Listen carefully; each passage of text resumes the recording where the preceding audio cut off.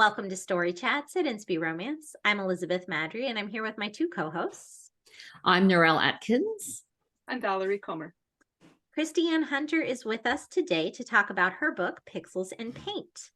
Kristi Ann Hunter graduated from Georgia Tech with a degree in computer science, yay, but always knew she wanted to write. In addition to several pre-published contests, Kristi is a Rita Award winner. She also has been a finalist in the INSPI, Kristi, and GRW. Is that Georgia Romance Writers? That's the Georgia Romance Writers. Excellent. Yep. Maggie Award of Excellence. She lives with her husband and 3 children in Georgia. Thanks for being here, Kristi. I'm happy to be here. Hey. We're happy So- to have you. We're going to start like we always do with guests and say, tell us a little bit about Pixels and Paint. So Pixels and Paint is a new thing for me. It is a contemporary. All of my books previously to this have been set in the Regency era. And this was just kind of a fresh, I needed a little freshness in my brain. So I went with a contemporary. This is absolutely a rom-com. I love humor. I think everything could use more humor. And so I wrote, it's a rom-com about a girl who she is just really trying to please everyone but herself. And she runs into this guy who does not want her to succeed in pleasing her mother. I mean, not directly, but essentially, he does not want her to please her mother, but he is the only person who can help her accomplish the goal. And so she is a computer person. So if you like the whole women in STEM thing, she is a computer person and he's an artist, and they do not see the world the same. So they have to learn how to view the world together. Now That was an not at all understatement. as concise as it should be, given this is like my 4th interview about this book, but It was great. we're going to roll with it. Well, we didn't want the cookie cutter canned. No. What's a No. sec? Do we can cookie cutters? Never I mean, mind. you Let's can. carry on. Yeah, if Gotta we get the wanted that, twitches we'd over just that read one. the back cover, but we're not. Yeah. Yeah. So, all right, Narelle, I think you are up first. I am first. So I enjoyed reading the book. I'll start with that. And I'm going to read a quote from the book, which is in Carter's point of view. It's his dialogue, which is part of a conversation with Emma, who's our leading lady, at the art gallery. And Carter says, art is not about technique. It matters not how much time, sweat, or skill goes into the work if it doesn't evoke an emotion in the viewer. So in the story, Carter is a commercially successful artist who loves art, and Emma doesn't particularly like art, and No, she she does not. doesn't. Yeah, and she doesn't really understand it. So I thought we could talk about the connection between art and emotion, which also translates, in my opinion, to other creative arts, including writing. So let's Yes. start with this. So, okay. So I have found a lot that, people can create massive, like spend their life making this beautifully written book.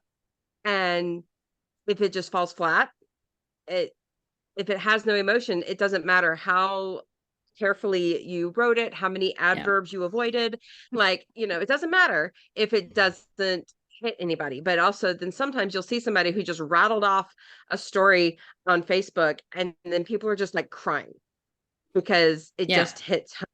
And so you're absolutely right. All the art forms, all of those things, this is what matters. If it doesn't touch people, then what good is it? If it doesn't evoke an emotion, if it doesn't bring something out in people. I think it's important to note that it's just got to be someone. Nothing is going to create an emotion in everyone. So that's very important Well to said, note, yes. is that it's that as long as you are reaching someone, that's what's important about it. But this really is something for me. I am very much like Emma in this book. I spent most of my life being like, I just do not get art, like painted art, like go to an art gallery and look at the art. I'm like, I don't get it. Don't have anything to do with it. I get it. I just don't get it.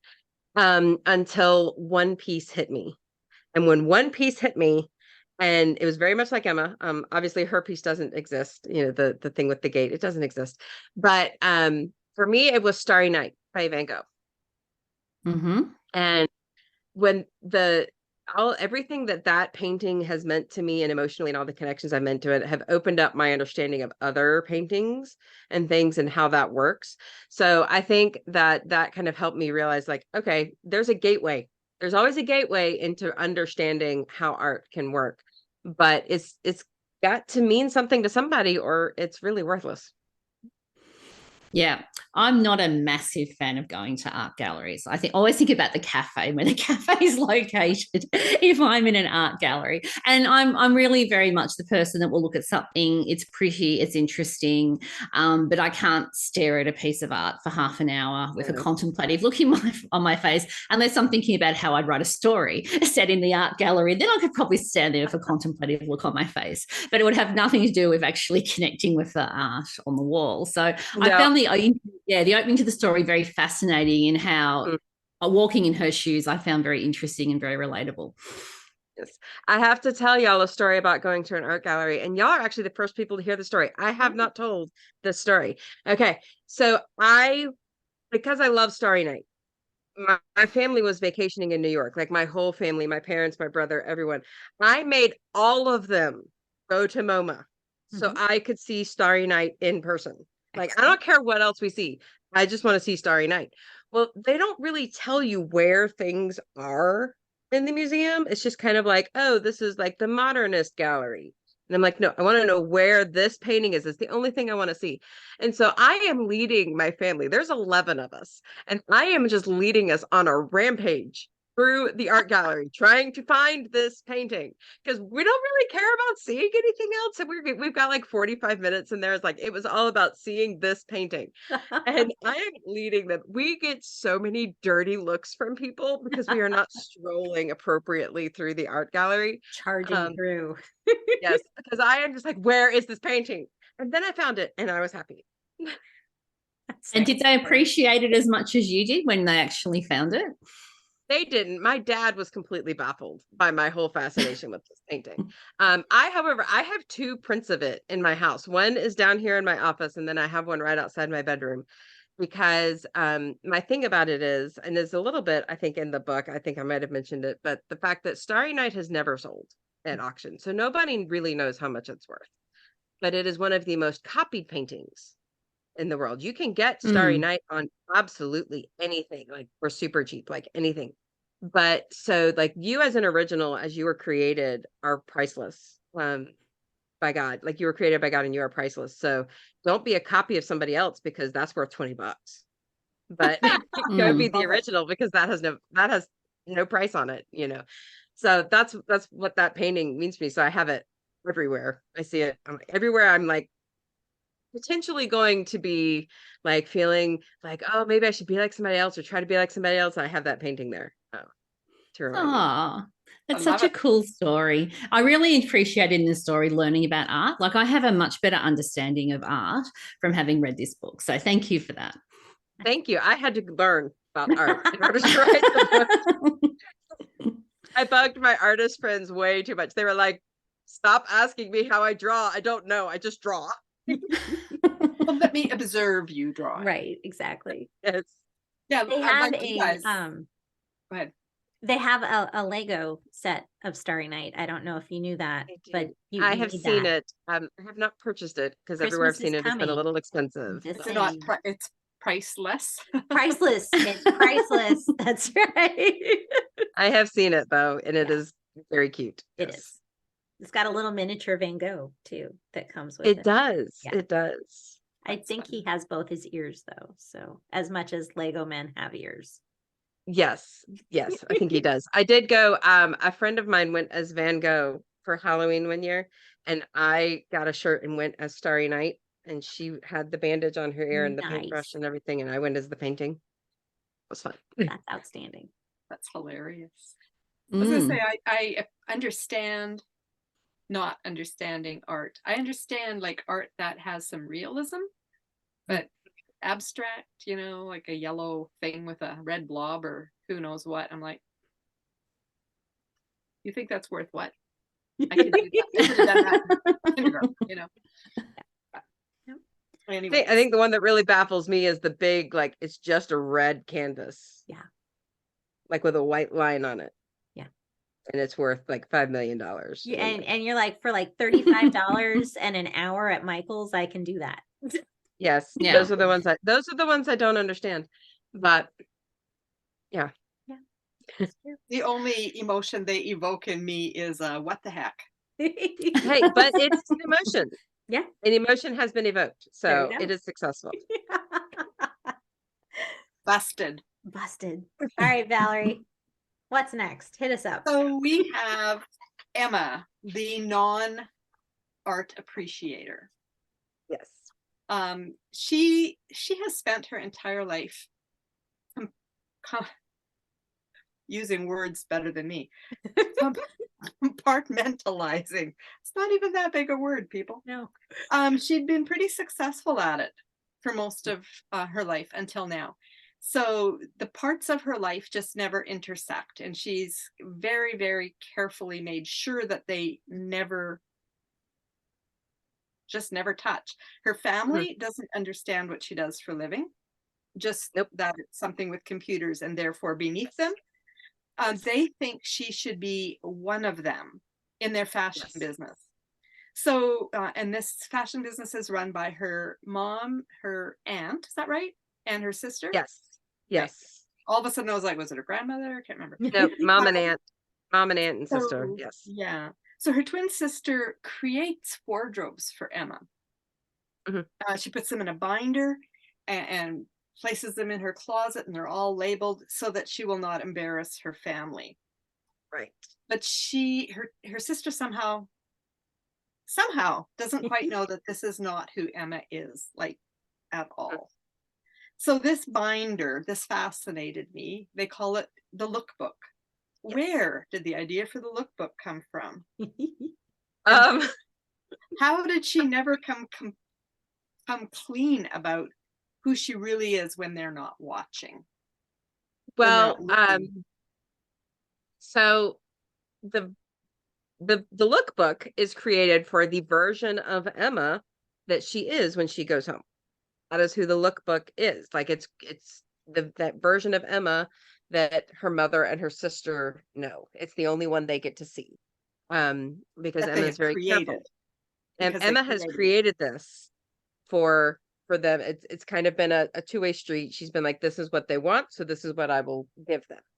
And so she's been very, very careful to create this for them. And she uses the lookbook to make sure that she gives them exactly what they're wanting, because they've told her, this is what I want. Where the idea for the lookbook came from is that I am somewhat hopeless in my own closet. And I have at times, and I have asked, my more fashionable friends or mother even to be like, okay, this goes with this, and like this is the whole outfit, right? This all works together. And they have been like, yes, that is it. Those earrings, that shirt, like all of the things. That's the look, that's the outfit, that's the thing. So I've deliberately had other people help me create looks, and then those things will always be worn together. Like once it's been put together, it will always be worn together. And so that is where the idea came from. Just it's on a much grander scale. There are also apps that will do this for you now. That's one of the things I've seen, like that you can get. You can do subscription services. Like that's the whole idea behind like the Stitch Fix box, is that somebody's going to do that for you and say, look, all of this goes together. Like here's this. And so it's not that foreign an idea. It's just this is taken a little bit to the extreme. A lot. Yes, a little bit. Because her sister's effectively her personal stylist. Yeah. In terms of what the image that's expected from the family, as opposed to what she would love to do, which is to wear leggings and big oversized sloppy joes, sweatshirts, and all that kind of stuff. That's her hoodies. That's sort of her home territory for clothing. Yes. Yeah. All right. So usually with opposites attract, when you go nerdy versus artistic, it's generally the girl is arty and the guy is nerdy. So what made you decide to flip it? And then also, like Emma's not just nerdy. Emma's like on the spectrum. Like Emma is definitely neurospicy. okay, yeah. Yes. So what made you decide to make her that extreme? Because I loved her, but I hated her family. I just felt they were so mean to her. Like, how do you not understand that this poor girl just is different and you need to just love her? So it's very personal. And so Emma, the reason Emma is the nerd, okay, she is very much a combination of myself and my eldest daughter. Okay. And so we have quite a bit of neurodivergence in my family. Myself, my husband, two of my children. My normal kid is the oddball in our family. And so a lot of the quirks and things, my son actually read this book, and every now and then he would like yell out. So for instance, the watch, the green nylon band watch, that is my husband's watch. It's the only one, like he has this green nylon band on his watch. That's his watch. And so there's some aspects of him thrown in. And so, but it's mostly me and my daughter. And so that is where Emma came from, why I wanted the nerd to be the girl. Yeah. And I was also very familiar with it. I am by trade a computer science major. So that's what I did. I did software engineering and design. And so that was a world I was very familiar with and knew what it was like to have my brain do that. So it was natural to make Emma be the computer science person. As to how a family just doesn't know, I am the neurospicy one in my family, like growing up. And of course I'm in my 40s. So when I was growing up, it was not as much of a known thing. Yeah. And it's one of those things that if you are not really in that world where you've done some research and you really understand about all the different neurodivergent options that people can have, it's very confusing, and you just don't understand why somebody can't do something a certain way. Why is their brain just not why are they just not doing it? And you can love them to absolute pieces, and you can be very close to them, and you can just not get it. So I mean, fortunately my family loves me, and I was always like more allowed to be myself, but they just didn't get me. They still don't get me to this day. They love me, but they just sometimes look at me and just go, okay. They'll follow you through the museum. Yeah.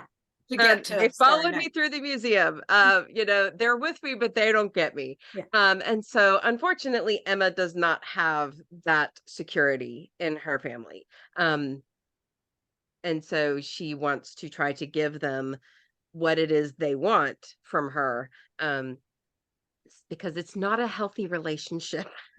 Yeah. Yeah. No, it's true.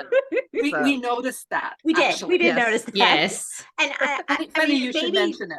It maybe jumped out more to me because like also I like neurospicy. I like that a lot. Neurospicy. Well, it just kind of gets all of them combined. Yeah. My husband and my two sons totally, and my family, like my dad and my sister, probably not my mom, but the rest of us. It's like, so but I'm in my 40s as well. And yeah, we're just weird is really how that was when I was growing up. I was like, oh, they're weird. Got it. Check. Yes. That kind of odd family down the block. Yeah. Yes. But I did computers as well. So by trade. So I did love that because I'm like, yes. And the twin relationship was fascinating as well. And I suppose now that you're talking about the neurospicy elements, I'm kind of thinking, that kind of makes more sense, because often, I mean, we're used to in fiction seeing particularly twin sisters as generally being quite close, unless some external thing has happened to create major problems in their relationship. Whereas there seems to intrinsically be problems that are quite deep-rooted, with the twins really being at cross purposes and not really getting each other. And so it was very interesting watching how her twin sister was, even in they're late, she's 28, they're 28, and still not understanding that she can't make her twin be a carbon copy of her. Like, that's just not going to work. And I found that whole relationship dynamic in the family quite fascinating. I don't Well, know. it's very typical for neurodivergent people to present what they think somebody wants in order to try to get acceptance. And so some of that's on Emma. It's not all on Amy. Some of that's on Emma for having tried to give try to project Amy back to her. So, you know, some of that's on her. I'm gonna say, I don't know that her family was purposefully, her sister for sure, was purposefully trying to squelch who she was. She'd hidden so well who she was that they could hardly be faulted, and yet we are doing so. Well, except not recognizing. I don't know. I mean, there's a whole lot in there. They didn't make it a place where she was safe, though. If they had made it a place where she felt safe, she wouldn't have needed to do that. So to me, like, yes, she could have chosen to just put it all out there and show up to dinner in leggings and a sweatshirt. But it's one thing to do that when you know that mom's going to be like, couldn't you have tried? Versus another one where it's going to be like, what did you do? What are you wearing? Oh my gosh, who are you? You know, that wasn't in your book at all. Right. so, you know, she didn't have a safe space in her family. And so of course she masked, because what else was she going to do? She desperately wanted to belong and to be loved. And she felt that that was how she got it. Yeah. We've spent quite a bit of time talking about Emma. Let's just take a few seconds on Carter here. We've got 5 minutes for the poor guy. The handsome guy. Him. How was he the perfect foil for her? How did you develop him in response to her? I assume that way. Well, I think for him, because his whole thing is that he always looks for what's not visible. He's always looking for what's underneath. And so for Emma, so much of her life is presented this mask, and his whole thing is to look at what's behind the mask. Like, that's his whole thing, his whole career has been spent looking at what's behind this idea. What is actually happening? How do I represent something that cannot be seen, that's not actually being seen? And so since his whole worldview, like the way he views the world, is to look behind the mask of what's being presented, then it gave her a place where she almost couldn't fall back on all of her old habits because they didn't work. And so giving her someone that is not just looking at the mask she presents and is forcing her to be everything that she can be, because that's what he sees, it is pushing her out of that box she's put herself in. She has made these walls herself, and he's making her bust out of them. And so at the same time that she is forcing him to think that, oh, well, maybe there is a different way of living things, that there's different ways of being creative, and there's different ways of, you know, seeing beauty. But he is also forcing her to see reality in a way. So he also forced her compartments to collide. Yes. And that was a beautiful thing to see, that she could no longer keep all the parts locked apart. Yes. And she challenged him as well. So his perceptions on the way things worked, he had to realize that he needed to do his own mental adjustments, I think, in terms of expectations. And I think I loved the dynamics of how they both really challenged each other and really grew together as characters in the story. I very much appreciated that. Yeah, it wasn't just one of them that needed fixing. Right. Yes. Yeah. I think those are the best relationships, particularly if you're talking about a love relationship, a marriage relationship, is where you bring each other up. Like you both are pulling each other and making each other better. If just one person is helping the other, that's a very unbalanced relationship. Right. Yes. So both of you have to have strengths where the other one is weak, so that you can bring each other up to a higher level. Yeah. Totally. Yeah. And I can see that. I can see that with this pair. And I'm not going to say what happened, but there's something that happens at the end that really brings all this into focus. So when you read the book, you'll get to that aha moment on exactly how these two very different people are able to connect in such a meaningful and emotional and with a lot of depth. And it was just beautiful to read. Yeah. So what do you have next? What's next for you? So right now I'm actually working on a Regency at the moment. My current plan, as I'm now indie pubbing, and so I get to do whatever I want. I'm now I'm planning on kind of going back and forth because I have found that giving my brain a break keeps everything fresher. Because if anyone has read the Regencies, they know that they are in third person past tense.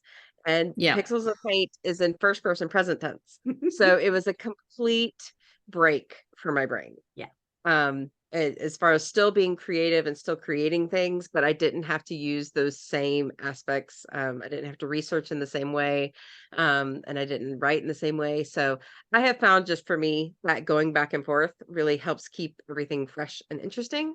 So I'm writing wise, I am writing a Regency right now, but I do have some prep work that is happening for my next contemporary, which is going to be Amy's story. So it's going to be a duology that comes after Pixels and Paint.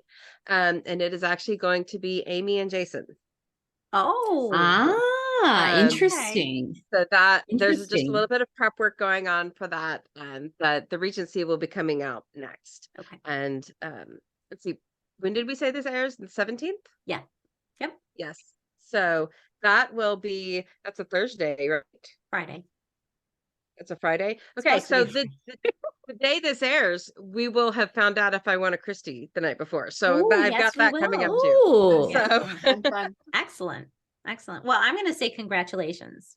Yes. We'll just go with it. We'll just go with it. But if nothing else, being a finalist is fantastic. So definitely. It was a big honor. Big honor. Very cool. Where can people find you and your books? You can find me pretty much just look for Kristi Ann Hunter anywhere. Like it's usually my social handle. At most of the big socials, it's Kristi Ann Hunter. My website is kristiannhunter.com. You can find links to everything from there. So if you're wanting information, links, go to kristiannhunter.com, sign up for my newsletter. You will get all the news information past us. If you want, access to me and just me being quirky and me telling you random things like I nap on my husband's side of the bed for some reason instead of my own, whatever. That's mostly over on Instagram. That's the big place I hang out. So if you are looking for me on socials, get me on Instagram. Anywhere else, and you might be getting a canned response from my assistant. There you go. All right. Good to know. But if it's from Instagram, it's me. Awesome. Well, thank you very, very much for joining us. And thank you everyone for joining us.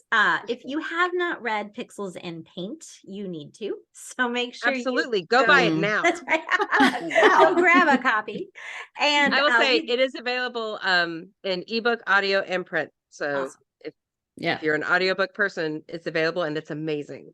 I bet it would be a fun audio to listen to. It's got good I might need to look up a sample of that. Yeah. Leave a comment and let us know what you thought on our YouTube channel. And while you're over there, don't forget to subscribe and hit the notification bell so you never miss an episode. And we will look forward to seeing you again next week. In the meantime, don't forget to fall in love with a good book. Bye. Bye. Bye. Goodbye, everyone.